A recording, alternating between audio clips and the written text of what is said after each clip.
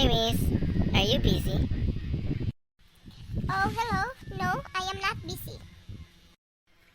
Can I share with you something about natural law theory by Aquinas that shared with our class?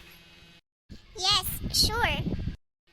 Natural law was exposed by St. Thomas Aquinas, who viewed the world as being created by God and understood that humans are rational beings capable of using their intellect to comprehend the world. By extension, God enabled humans to reason in a natural way to make ethical choices. Aquinas viewed the first principle of natural law as good is to be done and promoted and evil is to be avoided. Did you mean that human is naturally inclined to do good rather than evil? Yes, you are correct. Aquinas viewed morality as a universal set of rights and wrongs that are shared across cultures. So, I have two scenarios which actions aligns with natural law theory by Aquinas and which ones do not. First scenario. A woman is pregnant and has a medical condition that puts her life at risk. Should she be allowed to have an abortion to save her own life? Yes, I think she should allowed to have an abortion to save her own life since he has a medical condition that puts her life at risk. You are wrong, because according to Aquinas, it doesn't consider the issue of abortion. This reference to life from God inside the womb is what gives rise to the belief that life within the womb is just as sacred as life after birth. Abortion is morally abhorrent because it breaks two of these primary precepts.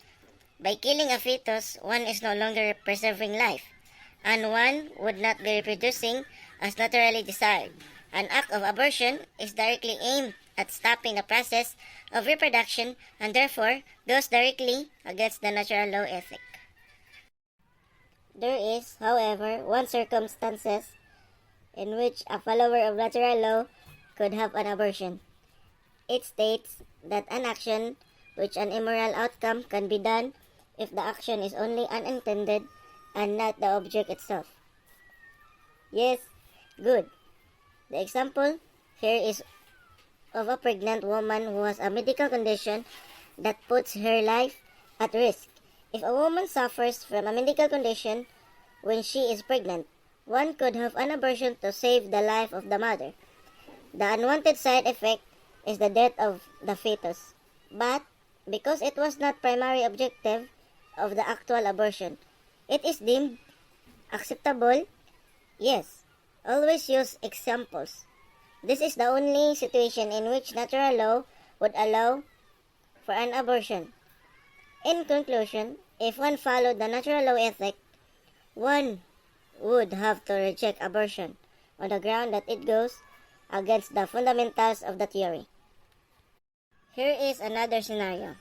A homeless person steals food from a store because they are hungry.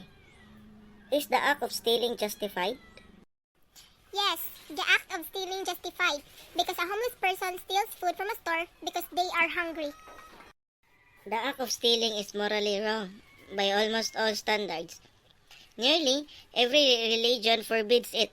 It's illegal everywhere, and it's widely agreed that to take something that is not yours without permission or compensation is wrong. This law is made by humans and is usually considered in opposition to concepts like natural law or divine law. I'm so sorry that I agreed that stealing was justified. Now you know the natural law theory by Aquinas. Thank you for listening. Thank you so much for sharing the natural law theory by Aquinas. I learned a lot. You're welcome. Bye for now.